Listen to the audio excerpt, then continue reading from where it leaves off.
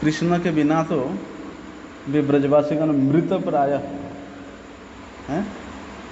जब श्री कृष्ण कालिया का दमन करने के लिए जमुना में कूदे थे, तब जैसे ही सखाओं के द्वारा खबर जाता है बाबा के महल में, मैया जसोदा तो वहीं पर ही बेहोश हो जाती है। सुनती है कि लाला कालिया हालत में कूद गया है, तो सुनते ही मैया तो वहाँ बेहोश हो जाती है।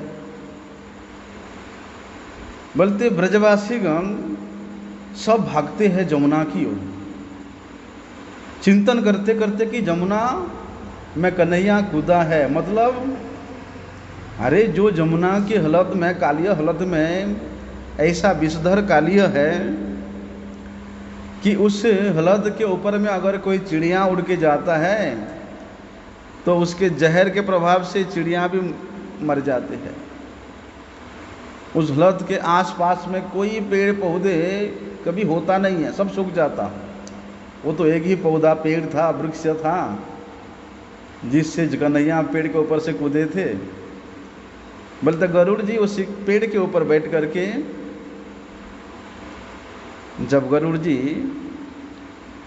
अमृत लेके आ रहे थे तो अमृत का कलश लेकर के कुछ समय तक उस पेड़ में, उस वृक्ष में विश्राम किए थे। इसलिए वो तो कालिया के प्रभाव से भी कुछ नहीं हुआ। तो समस्त ब्रजवासीगण चिंता करते करते रास्ते में बेहोश होकर गिर जा रहे कि कन्हैया कन्हैया कन्हैया। मतलब कन्हैया नहीं है, मतलब उनका प्राण नहीं है। अभी तो सुने मात्र कि लाला जमुना में कूदो है, बस। तो इतना प्रेम कन्हैया के साथ कृष्ण के ऊपर, इसलिए परीक्षित महाराज पूछते हैं कि कृष्णम एनम अवेहि त्वम आत्मानम अखिलात्मनम जगद्धिताय स्वप्यत्र देहि बाभाति मायया। कहते हैं वहाँ सुखदेव गोस्वामी कि भगवान, परीक्षित महाराज पूछते कि भगवान कि इतना प्रेम प्राण से भी अधिक प्रिय श्री कृष्ण क्यों हुए? उन गोपियों का अपने पुत्र है?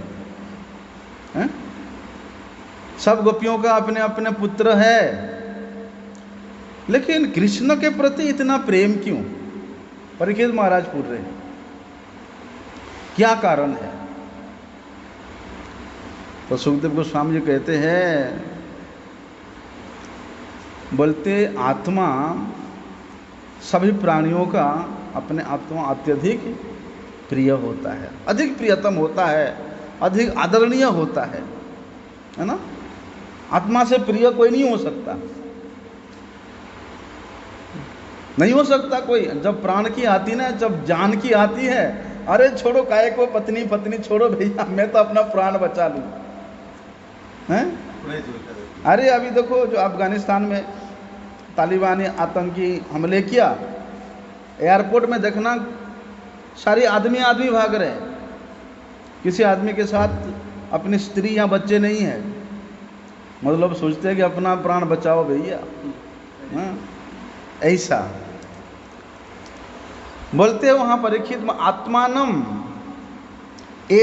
त्वम एनम आत्मा अखिलात्मानम सकल देहीनाम प्राण स्वरूपम जाने। बोलते भगवान श्री कृष्ण समस्त आत्माओं के भी आत्मा है, वे परमात्मा है। इसलिए स्वाभाविक रूप से उन आत्माओं के भी जो आत्मा है उसके प्रति अपना आदर, प्रेम, आसक्ति रहता ही है। ठीक इसी को कह रहे हैं कि कृष्ण अपि अत्र जगद्धिताय मंगलाय मायया देहि।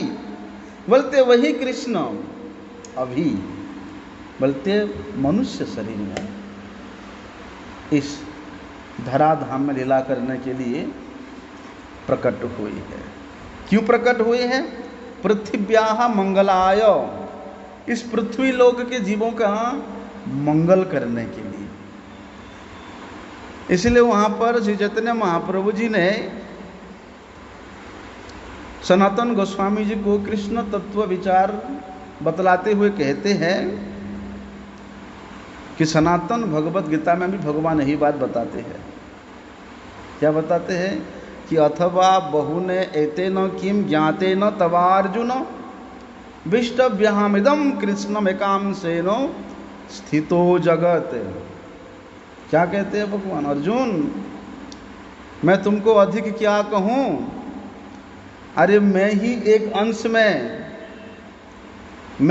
अंश के द्वारा परमात्मा रूप में प्रत्येक जगत में, प्रत्येक जीव के हृदय में प्रविष्ट रहता हूँ, विराजमान रहता हूँ।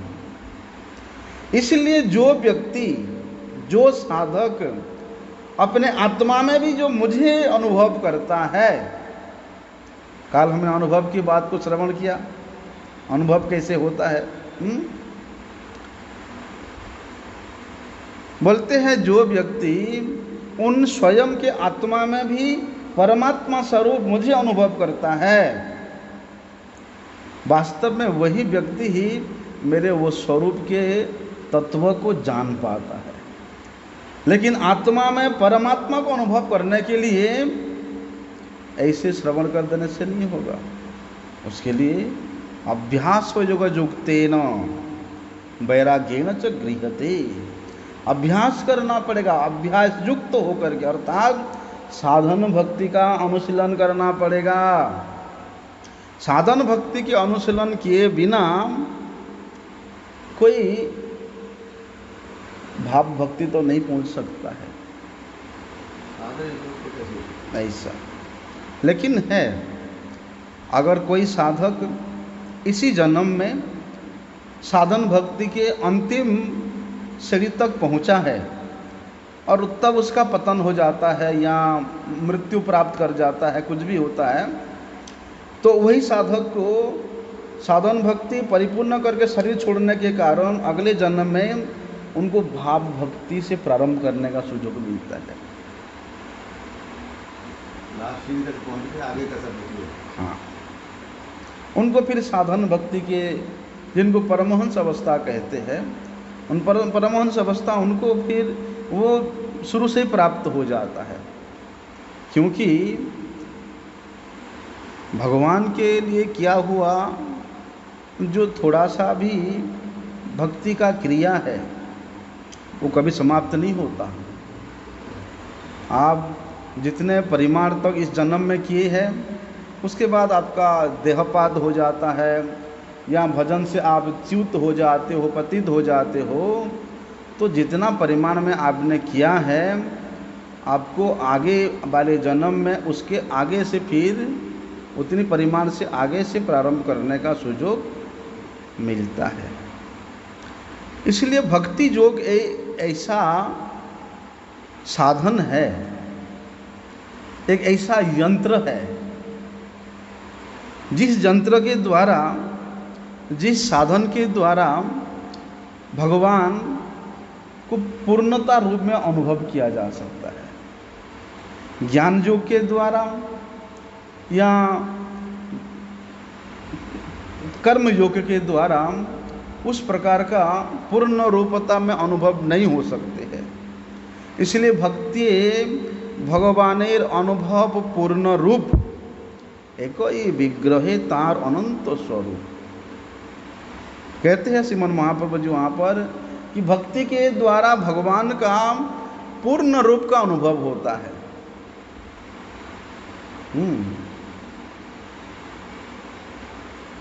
इसलिए कहते हैं प्रेमांजन छोरित भक्ति विलोचनेन। बोलते हैं वो भक्ति करते करते भक्ति के नेत्रों में प्रेम रूप अंजन लगा करके, मतलब ये भाव भक्ति के स्तर तक पहुंच चुका है, प्रेम भक्ति के स्तर तक पहुंचा है। जब आपके पास प्रेम भक्ति है तभी तो उस भक्ति रूप आंखों में आप प्रेम का अंजन लगाओगे, प्रेम का काजल लगाओगे। जब होगा तभी तो लगाओगे ना। बोलते उस अवस्था को प्राप्त होने के बाद क्या होता है संतः सदैव हृदयेषु विलोकयन्ति। संत जन अपने हृदय में भगवान के उस पूर्ण रूप का अनुभव करते हैं, दर्शन करते हैं। कौन सा रूप को बोलते? यम श्याम सुंदरम अचिंत्य गुण स्वरूपम। बोलते वे श्याम सुंदर स्वरूप जो है ये पूर्ण स्वरूप है। वे स्वरूप केवल भक्ति के द्वारा ही अनुभवनीय है। यद्यपि भगवान के अनंत विग्रहों का, एक विग्रह से अनंत विग्रहों का प्रकाश होता है, लेकिन उन अनंत विग्रहों में से भी जो पूर्ण विग्रह है, पूर्ण मूर्ति है, पूर्ण स्वरूप है, उसका अनुभव केवल भक्ति के द्वारा ही होता है। बोलते वे कृष्ण एक है, लेकिन अपने आप को अनंत रूपों में प्रकाशित प्रतिभात करते हैं। लेकिन अनंत रूप में प्रतिभात होने पर भी वे भगवान केवल मुख्य 3 रूप में वे विलास करते हैं। उनका मुख्य 3 रूप है। उन 3 रूपों के द्वारा वे विलास करते हैं, क्रीड़ा करते हैं, लीला करते हैं, भक्तों को कृपा करते हैं। हम लोगों ने श्रवण किया था श्री बलदेव तत्व में, फिर भी थोड़ा बल देते हैं। बोलते हैं स्वयं रूप, तदेकात्म रूप और आवेश रूप। स्वयं रूप, तदेकात्म रूप, आवेश नाम प्रथम ही 3 रूपे रहेन भगवान। भगवान ये 3 रूप में विराजमान रहते हैं। जैसे बोलते हैं विराजमान रहते मतलब परिदृष्ट होते हैं, अनुभवनीय होते हैं, दिखाई देते हैं, दर्शन होते हैं। बोलते भक्ति पूर्वक भगवान की उपासना करने से, उपासना कर रहा हूँ मतलब आप अपने मन मर्जी नहीं, शास्त्र के विधि विधान को छोड़ करके नहीं, क्योंकि शास्त्र के विधि विधान के अनुसार हमारे महाजनों जिन्होंने जिस पथ को हम लोगों को दिखाया, उस पथ को छोड़ करके अगर हम उपासना भी करेंगे, भक्ति का यजन भी करेंगे, वो उसको उत्पात कहा जाएगा। हाँ, स्मृति शास्त्र इतिहास पुराण आदि विधि बिना, उसके विधि के बिना अब जो भी करते उत्पाता यही व कल्पते, वो उत्पात कहा जाता है। और उत्पात के द्वारा कुछ करने से तो वो उत्पात ही होता है। हाँ? लेकिन इसीलिए कहते हैं भक्ति पूर्वक। भक्ति मतलब शास्त्र में जिस प्रकार के उपासना करने का विधान बताया हमारे महाजनों ने, हमारे पूर्वाचार्यों ने, गोस्वामी गणों ने जिस पथ पे चल करके हम लोगों को जिस प्रकार का उपासना मतलब भजन, सेवा, साधन करने का निर्देश दिया है, बोलते उसी के अनुसार उपासना करने से उन भगवान का पूर्ण रूप का अनुभव होता है। भजन क्रिया है, उसी ढंग से चलना पड़ेगा, वो इधर उधर करेंगे अपनी बात करेंगे। और कहते हैं कि हमारे गौड़ीय सिद्धांत जो है, रूपानुग जो सिद्धांत है, श्री चैतन्य महाप्रभु मतम इदम तत्रा दरो न परह। बोलते श्री चैतन्य महाप्रभु जी का जो सिद्धांत है, जो मत है, वो सबसे श्रेष्ठ मत है। और वही श्रेष्ठ मत मतलब परिपूर्णतम भगवान का वही मत दर्शन कराता है। खंड स्वरूप में नहीं, ब्रह्म स्वरूप में नहीं, परमात्मा स्वरूप में नहीं, बोलते भगवत स्वरूप का, वो भी श्याम सुंदर स्वरूप का, वो भी गोप वेश स्वरूप का, जो कि स्वयं रूप है, उसका दर्शन कराता है। कि कोई किसके प्रति? बोलते जो श्रीमन महाप्रभु जी के अनुयायी है, जो रूपानुग है। क्योंकि रूपानुग हुए बिना, रूप गोस्वामी जी के अनुगत हुए बिना रागानुग नहीं हुआ जाता। और जब तक राग के अनुगत नहीं होगे, राग मतलब ब्रज के भाव में विभावित नहीं होगे जब तक, तब तक भगवान के उस पूर्ण स्वरूप का अनुभव नहीं हो सकता है। बोलते हुए पूर्ण रूप में भगवान एक तो नित्य विग्रह के रूप में नित्य स्थित है, ये अनंत विग्रह प्रकाशित करते हैं। वो एक नित्य रूप से, एक नित्य स्वरूप से। इसलिए भगवान पहले स्वयं रूप में, फिर तदेकात्म रूप में, फिर आवेश रूप में, ये 3 रूप में भगवान परिदृश्य होते हैं, दृष्ट होते हैं। कहते हैं कि स्वयं रूप क्या है?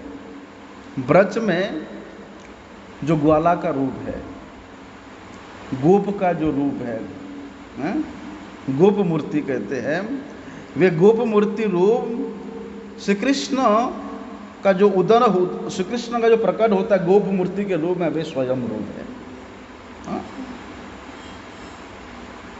वे उस नित्य गोलोक वृंदावन का रूप भी ये गोप रूप है। गोप रूप, गोप वेश, गोप भाव तार, गोप गण संग करे नित्य लीला भी। गौ, गौ, गोप और गोपी, और ये ब्रज, ये उस नित्य भगवान के नित्य स्वरूप का नित्य स्थिति है, नित्य स्थान है। कहते हैं भागवतामृत के अनुसार कि ये जो गोप मूर्ति है, ये श्री कृष्ण का स्वयं रूप है। मथुरा में जो मथुराधीश है, द्वारिका में द्वारिकाधीश है। अरे भगवान द्वापर में प्रकट होते ही कितना रूप दिखलाए, कितना रूप दिखलाए। किस किस असुर का कंस के द्वारा भेजा हुआ जितने भी राक्षस थे, उन राक्षसों को उन्होंने वध किया, वध किया, लेकिन कौन किया? वो गोप वेश वाला वध नहीं किया।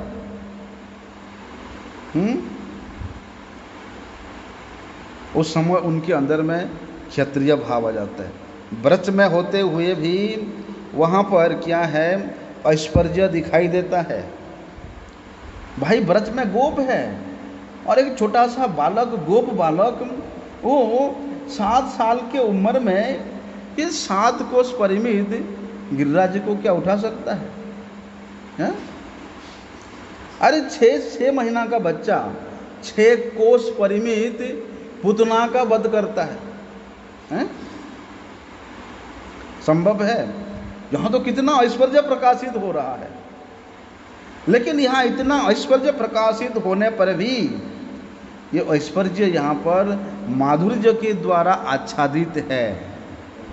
अर्थात इस ब्रजवासियों के हृदय में ऐश्वर्य का स्थान ही नहीं है, क्योंकि जहाँ माधुर्य अधिक होता है, जहाँ जितना प्रेम होता है, वहाँ पर उतना ही ऐश्वर्य संकुचित हो जाता है, दिखाई देता है। फिर भी ब्रजवासी समझ नहीं पाते। इतना असाधारण कार्य क्या एक छोटा सा बालक कर सकता है? सब सामने सामने दिख रहे हैं, लेकिन फिर भी माधुर्य अधिक होने के कारण वहाँ ब्रजवासी लोग समझ नहीं पा रहे हैं ऐसा। इसीलिए भागवतामृत के अनुसार तो ये जो गोप वेश है, ये भगवान का स्वयं रूप है, ये नित्य रूप है। इसलिए बोलते उनका जो ये स्वयं रूप है, ये अभेद है। ये स्वयं रूप दूसरे किसी रूप का अपेक्षा नहीं करता। ये स्वयं रूप में जो भगवत्ता है, और भगवत्ता में भी जो माधुर्य है, और वो माधुर्य में से भी बोलते 4 माधुर्य विशेष है। वेणु माधुरी, लीला माधुरी, रूप माधुरी, और कौन सा है?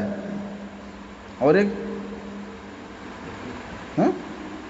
वेणु माधुरी, लीला माधुरी, रूप माधुरी, और एक है, बताओ गाँव का? हम्म?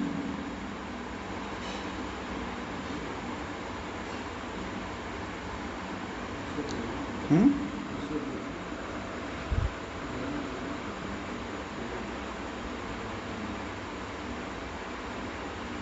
वेणु माधुरी, लीला माधुरी, रूप माधुरी, और एक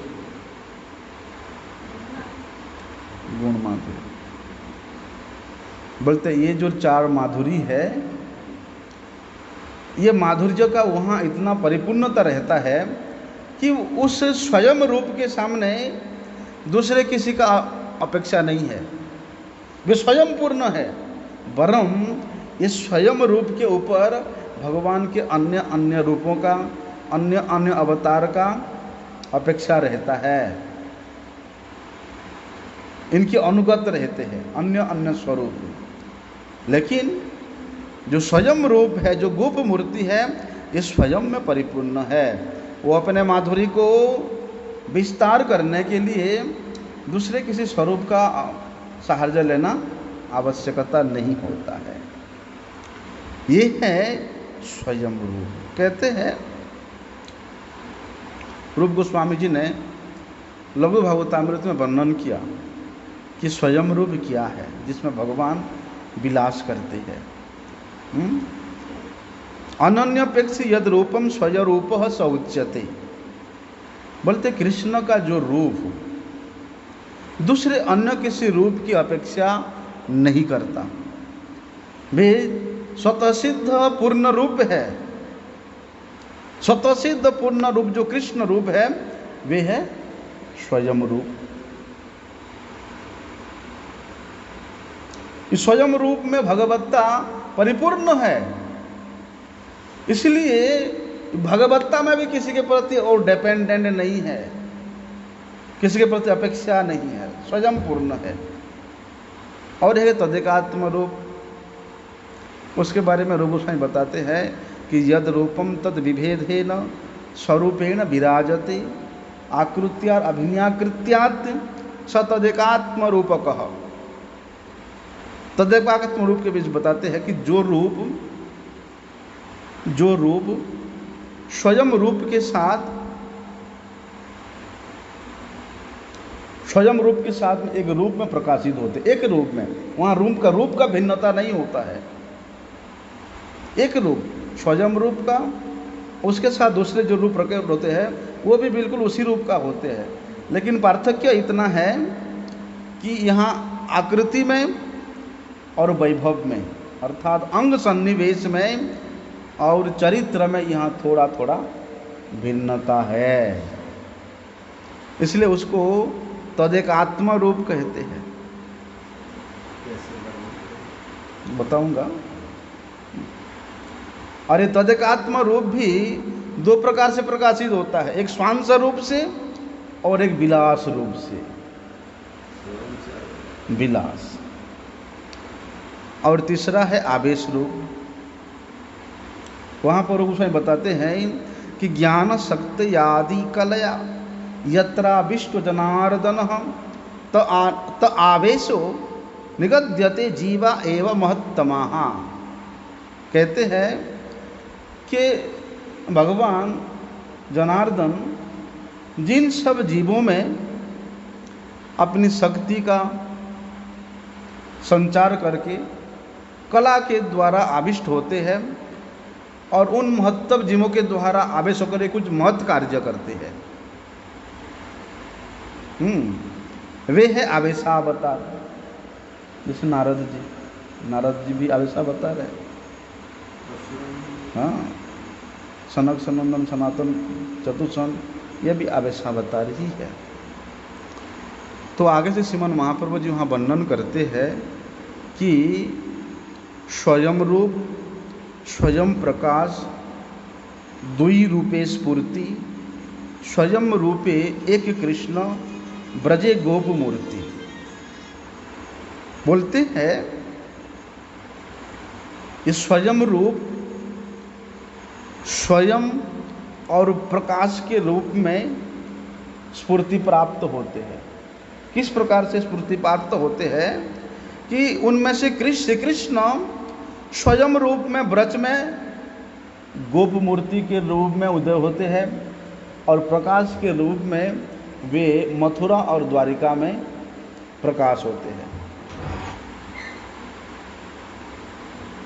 कैसे प्रकाश होता है, जैसे अभी बताते हैं कि प्राभव पैभव रूपे द्विविध प्रकाश, एक बपु बहु रूप, जैसे हैल रासे महिषी विवाहे हैल बहुविध मूर्ति, प्रभाव प्रकाश यही शास्त्र परसिद्धि।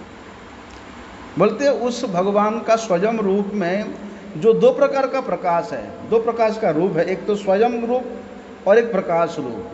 स्वयं रूप तो कौन है? वे ब्रज में गोप मूर्ति है,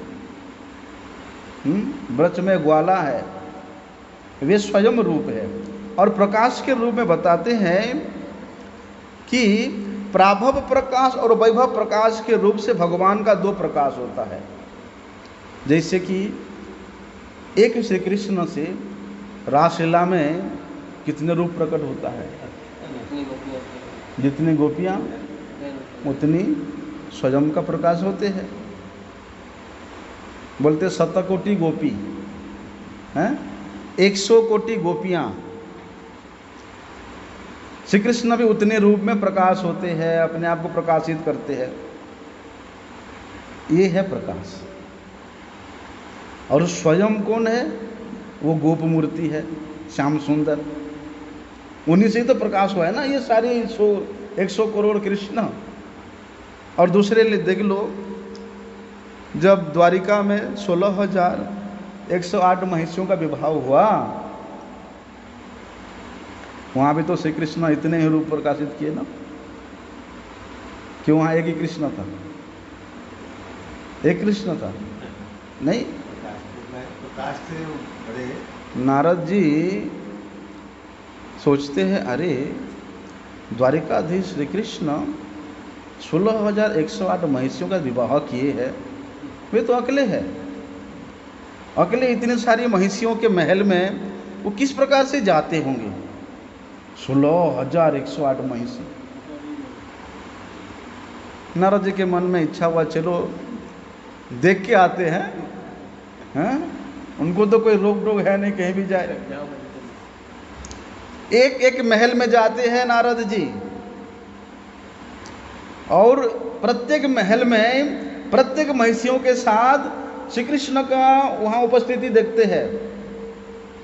और जहां भी जाते एक ही रूप है श्री कृष्ण का, लेकिन क्रिया अलग अलग कर रहे हैं।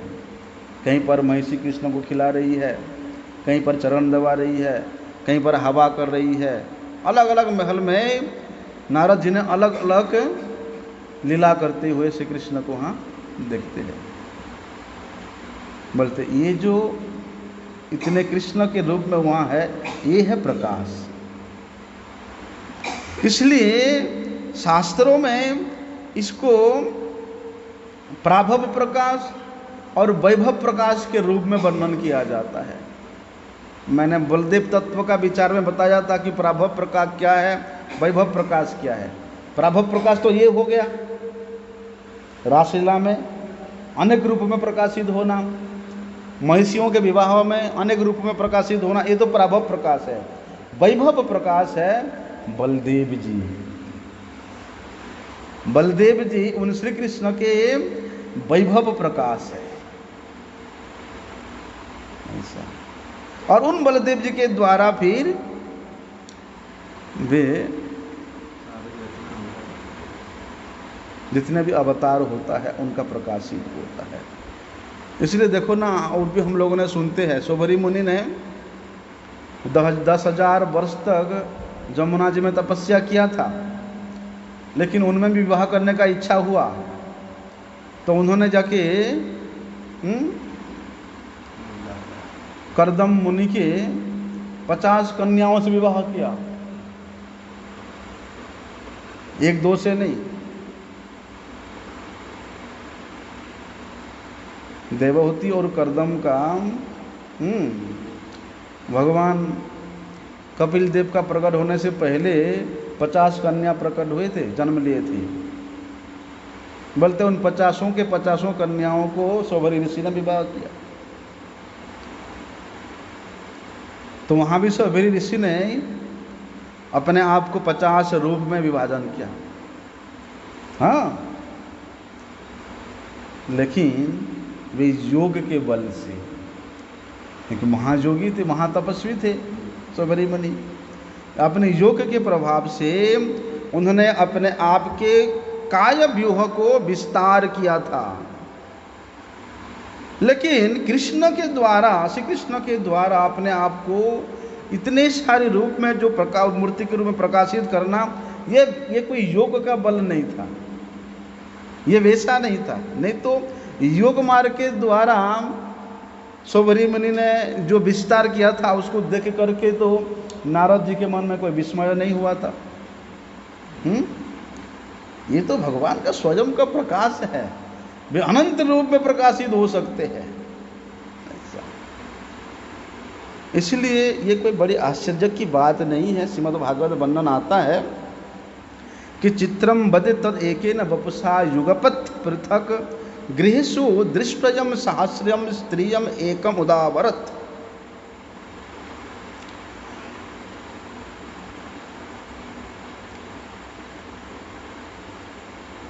नारद जी देख करके बड़े आश्चर्यचकित होते हैं कि अलग अलग महिषियों के महल में एक एक स्वरूप प्रकट करके भगवान पृथक पृथक महलों में पृथक पृथक लीला, पृथक पृथक महिषियों के साथ, स्त्रियों के साथ उन्होंने विवाह किया एक साथ में। कितना आश्चर्य लगता है ना। लेकिन श्री कृष्ण के लिए एक कोई बड़ी आश्चर्य की बात नहीं है। इसलिए वहां कहते हैं कि सही बपू सही आकृति पृथक यदि भाषे भावा वैसे भेदे नाम वैभव प्रकाशी। बोलते भगवान का जो स्वयं रूप है, स्वयं रूप की देह से जहाँ आकृति और प्रकृति में एक जैसा प्रतीत होता है, लेकिन जहाँ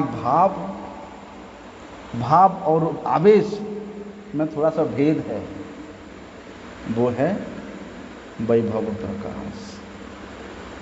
इसलिए भगवान श्री कृष्ण का प्राभव और वैभव प्रकाश के नाम से ऐसे अनंत रूपों का प्रकाशित होता है एक श्री कृष्ण से। और श्री कृष्ण से इस अनंत रूपों का प्रकाशित होने के कारण बोलते वे सब एक ही तत्व है, अलग तत्व नहीं बोल सकते हम लोग। वे सब विष्णु तत्व है, कृष्ण तत्व ही है, क्योंकि उन्हीं से प्रकाशित हुए हैं। इसलिए अनंत रूपों के मूल कौन हुआ? श्री कृष्ण हुआ। चाहे वे वैभव प्रकाश के रूप में हो, चाहे प्राभव प्रकाश के रूप में, कितने अनंत रूप में भगवान प्रकाशित क्यों ना हो, बोलते उन सब के मूल तत्व है भगवान श्री कृष्ण। श्री कृष्ण के साथ कोई भी प्रकाश का कोई भी भेद नहीं है, एक ही तत्व है। अनंत मूर्ति होने पर भी वे भगवान एक ही मूर्ति है। आकार और वर्ण, अस्त्र शस्त्र का भेद हो सकता है, क्योंकि जब जब जिस प्रकार के अवतार की प्रयोजन होता है, भगवान ऐसे ही अस्त्र शस्त्र लेकर के प्रकट होते हैं। इसलिए श्रीमद् भागवत में वर्णन आता है कि अन्ये च संस्कृतात्मानो विधिना अभिहितेन ते जजन्ति तत्मायस्त्वं वै बहुमूर्तेक मूर्तिमान। देखो ना, जब अक्रूर जी ने कंस के आदेश से ब्रज में कृष्ण और बलराम को लेने के लिए आते हैं, और ब्रज में तो जितना घटना होता ही होता है, सब लोग अक्रूर जी को बड़े कोसते हैं, ये अक्रूर नहीं है, ये तो क्रूर है, जिन्होंने हमारे हृदय से हमारे आत्मा को निकाल के लेके जा रहा है। जो भी अक्रूर जी लेके जाते हैं, मथुरा वृंदावन के मध्य में जमुना के किनारे में श्री कृष्ण बलराम का इच्छा हुआ कि जमुना में स्नान करना है।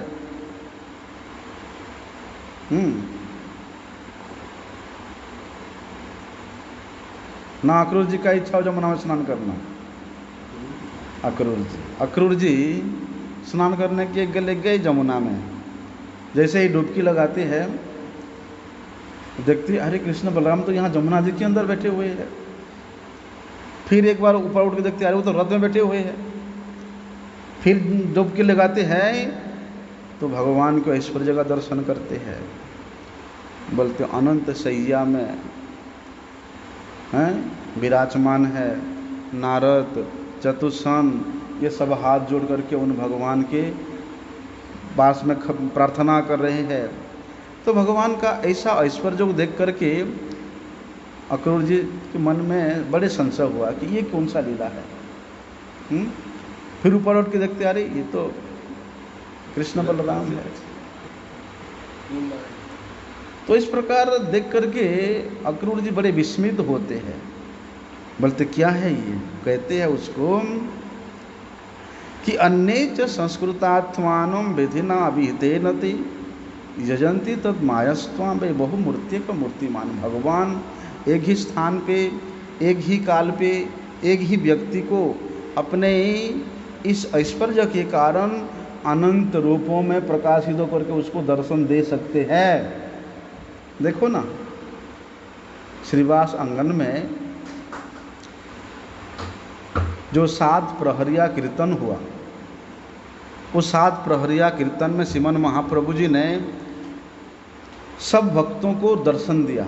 लेकिन कैसे दर्शन दिया? बोलते जो भक्त का जो जो भाव है। कोई भगवान को नरसिंह रूप में दर्शना चाहता है तो भगवान उसको नरसिंह रूप में दर्शन देते हैं। कोई बराह रूप में है, कोई लक्ष्मी नारायण के रूप में, कोई गोप वेश में, कोई महाभारत के वही रथ चलाते के रूप में, सारथी के रूप में। बोलते जो भक्त का जो इच्छा हुआ श्रीमन महाप्रभु जी ने उनको वही रूप दर्शन कराया। इसलिए वहाँ कहते यजंती तदमायास्तम बहुमूर्तेक मूर्तिमाम। जो जिस प्रकार का यजना करता है भगवान उसके सामने उस प्रकार के मूर्ति में प्रकाशित होकर के उसको दर्शन देते हैं। इसलिए वहाँ कहते हैं कि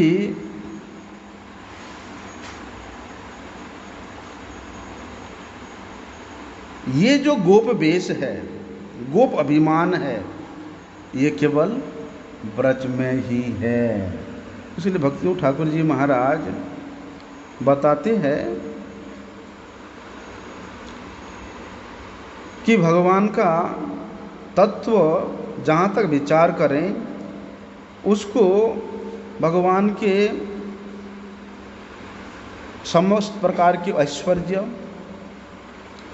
समस्त प्रकार के वीर्य, समग्र जस, समग्र श्री और समग्र ज्ञान और समग्र वैराग्य, ये 6 प्रकार के गुण को लेकर के भगवान परिपूर्ण होते हैं। ये 6 प्रकार के गुणों से जो युक्त है, समग्रस्य ऐश्वर्यस्य वीर्यस्य जचस्य श्रिय ज्ञान वैराग्य सन्नम विदिंगना, ये 6 प्रकार के भगवत्ता से युक्त ही भगवान है, वही भगवान है। और कहते हैं कि भगवान श्री कृष्ण स्वयं भगवान है, स्वयं भगवान कृष्ण विष्णु पराकाश। कीर्तन करते हैं ना, भक्ति ठाकुर ने लिखा स्वयं भगवान कृष्ण विष्णु पराकाश। इसीलिए भगवान श्री कृष्ण में ये भगवत्ता का जो स्थिति है ये चरम सीमा में रहता है, परिपूर्ण रूप में रहता है। और कैसे रहता है? स्वाभाविक रूप से रहता है। ऐसे नहीं कि उनको ज्ञान के लिए ज्ञान आहरण करना पड़ेगा, वैराग्य के लिए वैराग्य का अभ्यास करना पड़ेगा, सौंदर्य के लिए उनको सुंदर बनने का प्रयास करना पड़ेगा। नहीं, स्वाभाविक ही उनमें ये सब भगवत्ता का चरम प्रकाश होता है। इसलिए कृष्ण से बड़ा कोई नहीं है और ना है कृष्ण के समान ही कोई है। न तत्समविश जगच्चत, ना उनसे कोई बड़ा है, इसलिए उनको असमूर्ध तत्व कहा जाता है। क्योंकि कृष्ण के समान भगवत्ता, कृष्ण के समान ऐश्वर्य, कृष्ण के समान माधुर्य, कृष्ण के समान रस और किसी में नहीं है। भला कैसे हो सकता है, हैं? अरे जिनसे ही सब अवतार प्रकट हुए हैं, जिनसे ही समस्त तत्व प्रकट हुए हैं, फिर उनके समतुल कैसे हो सकते हैं? इसलिए भगवान अपनी स्वयं के इच्छा से, श्री कृष्ण स्वयं के इच्छा से तदेकात्म रूप, स्वयं के रूप जैसा अनेक रूप का प्रकाशित करते हैं, और अनेक रूपों का प्रकाशित करके भगवान स्वयं के इच्छा के अनुसार उनसे कार्य कराते हैं। कहते हैं कि महाविष्णु ही भगवान श्री कृष्ण का प्रथम पुरुषावतार है, और वे महाविष्णु कहाँ शयन करते हैं? कारण समुद्र में, जिनको कारणोदयशायी महाविष्णु के रूप में जानते हैं। और इन कारणोदयशायी महाविष्णु से गर्भोदकशायी विष्णु और क्षीरोदकशायी विष्णु प्रकट होते हैं। अर्थात महाविष्णु का अंश है गर्भोदकशायी और क्षीरोदकशायी पुरुष।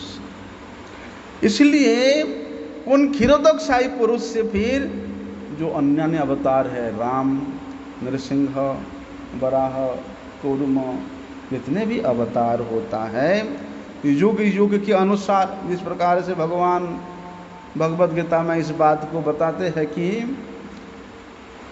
यदा यदा ही धर्मस्य ग्लानिर्भवति भारत, बोल, अभ्युत्थानम अधर्मस्य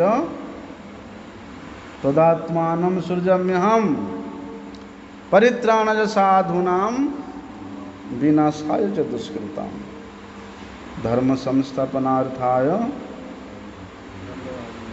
इसको याद कर लेना, तुमको ये 2 श्लोक भी याद नहीं है। बोलते जिस जिस युग में जैसे जैसे अवतारों की फिर वहाँ प्रयोजन होता है, बोलते वही क्षीरोदकशायी पुरुष से ही वे सब अवतार।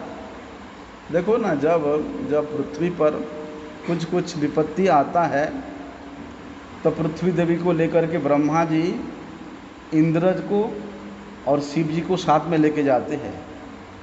कहाँ जाते हैं? क्षीर समुद्र के तट पर जाते हैं। और क्षीर समुद्र के तट पर जाकर के ऐसा नहीं कि भगवान को साथ साथ दर्शन कर लेते हैं, उनमें भी इतना सामर्थ्य नहीं है कि उन क्षीरोदकशायी पुरुष का दर्शन भी नहीं कर पाते। बोलते ब्रह्मा जी वहाँ पर जा कर के, बोलते अनुगत होकर के पुरुष सूक्त मंत्र के द्वारा भगवान का अर्चन करते हैं। अर्चन करने के बाद स्तुति करते हैं, ध्यान लगाते हैं। उन ध्यान के माध्यम से वो क्षीरोदकशायी पुरुष भगवान ब्रह्मा जी को आकाशवाणी करते हैं, आदेश देते हैं ऐसे ऐसे करना।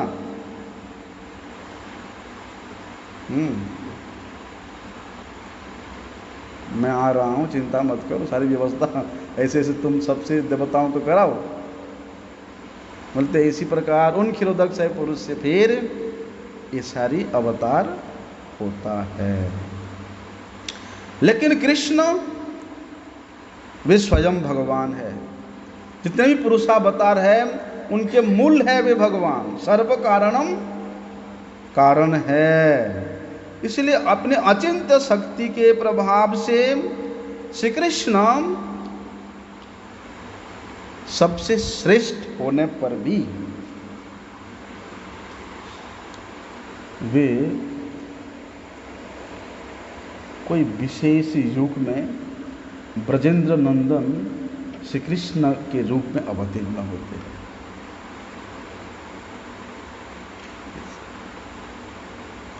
और कहते हैं उपनिषद में हम लोग जो ब्रह्म की बात को सुनते हैं, काल श्रवण किया था ब्रह्म कौन है, हैं? बोलते वे ब्रह्म ये श्री कृष्ण की अंग कांति है। योग शास्त्र में, वेदों में भगवान के परमात्मा स्वरूप का उल्लेख है। कल श्रवण किया था भगवान 3 रूपों में प्रकाशित होते हैं, ब्रह्मेति, परमात्मेति, भगवानेति शब्दति। तो योग शास्त्र में, वेदों में भगवान के जो परमात्मा स्वरूप का वर्णन है, बोलते वे परमात्मा कौन है? हमारे कृष्ण के अंश हैं। वो परमात्मा बोलते हैं, वो जो परमात्मा है ये गर्भोत्कर्षायी विष्णु है। हाँ, गर्भोत्कर्षायी विष्णु प्रत्येक ब्रह्मांड में कण कण में विराजमान होते हैं। प्रत्येक जीवों के हृदय में वे परमात्मा के रूप में विराजमान होते हैं। इसलिए इन 2 बातों को समझने के लिए शास्त्र में अनेक प्रकार का उदाहरण है। जैसे कि सूर्य से सौर जगत में सूर्य का रश्मि प्रकाशित होता है, सूर्य से ही होता है। बोलते उसी प्रकार चिदानंद स्वरूप उस अपराकृत अनंत सूर्य के विक्रम से भी प्रभावशाली भगवान श्री कृष्ण का जो असीम किरण है, वे सब जगह में व्याप्त है। इसलिए उसको सर्वग कहते हैं। उस रश्मि को, उस स्वरूप के रश्मि को कोई बंद नहीं कर सकता है।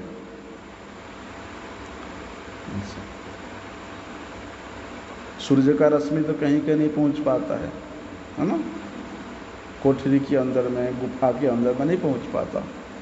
लेकिन वे सर्वग भगवान के जो चिदानंद स्वरूप का, अपराकृत स्वरूप का जो असीम किरण है, वे सर्वग होने के कारण वे सर्वत्र व्याप्त होता है और ब्रह्म स्वरूप में वे विराजमान रहता है, जिसको कि पंडितगण अपने चित्त में निराकार के रूप में, निर्विकार के रूप में अनुभव करके उनके द्वारा वे प्रतिभाद होते हैं। और वो लोग सोचते हैं कि यही निर्विकार स्वरूप ही भगवान का सर्वश्रेष्ठ रूप है। सर्वश्रेष्ठ तत्व के रूप में वो लोग उसको निर्धारण करते हैं। बोलते उसी प्रकार इस जड़ जगत में योगीगण क्या करते हैं? परमात्मा का अनुसंधान करते हैं। और प्राकृत सत्वगुण के विकार के द्वारा निर्विकार स्वरूप उस ब्रह्म के स्वरूप का उपासना करके वे पंडितगण अपने आप को क्या कहते हैं? ब्रह्मवादी कहते हैं। अपने आप को ब्रह्म प्राप्त कहते हैं, ब्रह्मलिप्त कहते हैं, है ना? ब्रह्मलीन कहते हैं ना, ऐसा। इसीलिए भक्तियों ठाकुर जी कहते हैं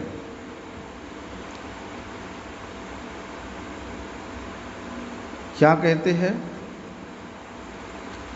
कि इस संसार के जो व्यक्ति एक तुच्छ ज्ञान को लेकर के अपने आप को पंडित अभिमान करता है, इस प्रकार के व्यक्ति इस प्रकार के परमात्मा स्वरूप का या ब्रह्म स्वरूप का, निराकार स्वरूप का, निर्विशेष स्वरूप का आश्रय लेकर के वे लोग उस प्रेम धन प्राप्ति करने से वंचित हो जाते हैं। वहाँ तक पहुँच नहीं पाते। लेकिन प्रेम धन प्राप्ति करने के लिए ही मनुष्य जन्म हुआ है। बोलते यहाँ तक वो लोग जाने के लिए, उस निर्विकार स्वरूप को प्राप्त करने के लिए कठोर से कठोर साधना करते हैं। लेकिन क्या हुआ, उनका आशंका भी खंडित है। तो खंडित आशंका को लेकर के उस पूर्ण वस्तु को कभी अनुभव नहीं कर सकते हैं। इसलिए उस पूर्ण वस्तु, पूर्ण स्वरूप, प्रेमानंद स्वरूप, नित्यानंद स्वरूप भगवान श्री कृष्ण के उस श्याम सुंदर रूप का अनुभव करने के लिए, दर्शन करने के लिए, उस तत्व को जानने के लिए परिपूर्ण ज्ञान की आवश्यकता है। और परिपूर्ण ज्ञान क्या है?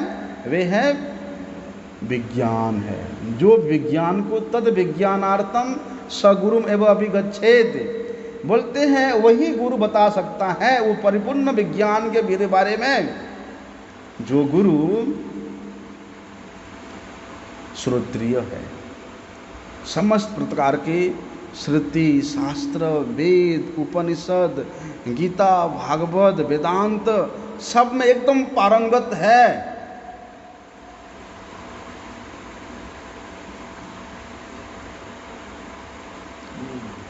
केवल पारंगत होने से नहीं, ब्रह्मनिष्ठ होना चाहिए। भगवान के प्रति उसका परिपूर्ण विश्वास होना चाहिए, परिपूर्ण शरणागत होना चाहिए, ब्रह्म का, उस परम ब्रह्म का अनुभव होना चाहिए। हाँ, परम ब्रह्म के अनुभव किए बिना व्यक्ति कभी गुरु बन ही नहीं सकता है। देखा ना गुरुजी को देखा है? ऐसा अनुभव है। अरे चलो, प्रवचन के माध्यम से हम लोग समझ जाएंगे कि हाँ, श्रुति शास्त्र में कितना पारंगत है ना। लेकिन कैसे जानेंगे कि वे ब्रह्मनिष्ठ है, भगवान के प्रति उनका इतना प्रेम है, कैसे समझेंगे? बोलते जिस साधु के अंदर में इस ब्रह्मनिष्ठता रूप स्थिति पहुंच जाता है, उनके बातों से, उनके दर्शन करने मात्र से, उनके थोड़ा सा आचरण देखने मात्र से पता चलता है कि वास्तव में वे कितना शरणागत है, वे कितना अनुभवी है। देखा, गुरुजी पूरा महामंत्र भी बोल नहीं पाते थे, नाम उच्चारण करते करते वो भाव में आविष्ट हो जाते थे, उनकी आंखों से अश्रु प्रवाहित होने लगता था, पूरे ये होंठ, आंख सब ऐसे कांपने लगता था, पूरे महामंत्र बोल नहीं पाते थे। क्यों भाई? वो स्थिति में ऐसे होता है।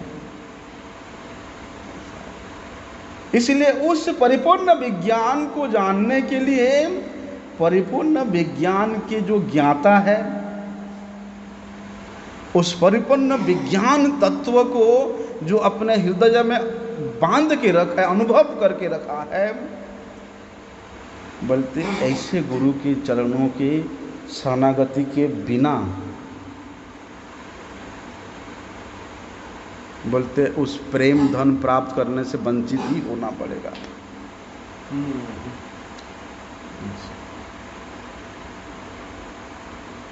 इसलिए आगे का विषय कल श्रवण करते हैं। वांछा कल्पतरुभ्यश्च कृपा सिन्धुभ्यैव च पतितानां